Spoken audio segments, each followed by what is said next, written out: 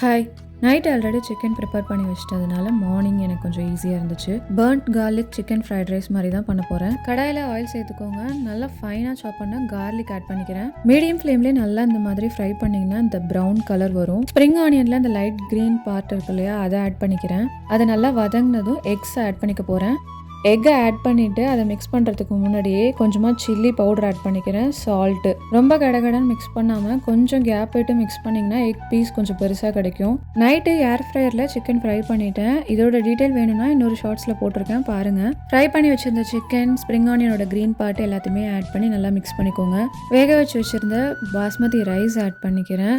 அதோட சேர்த்து கொஞ்சமாக soya sauce, pepper powder, salt, கொஞ்சமாக சில்லி பவுடர், ஆயில் ஆட் பண்ணிக்கிறேன். ஹை ஃப்ளேமில் நல்லா எல்லாத்தையுமே மிக்ஸ் பண்ணிவிடுங்க. ஃபைனலாக கொஞ்சமாக க்ரன்ச்சியாக இருக்கிறதுக்காக அந்த ஸ்ப்ரிங் ஆனியனோட க்ரீன் பார்ட் ஆட் பண்ணிக்கிறேன். ரொம்ப ரொம்ப டேஸ்ட்டாக இருந்துச்சு. கண்டிப்பாக ட்ரை பண்ணி பாருங்கள். பை.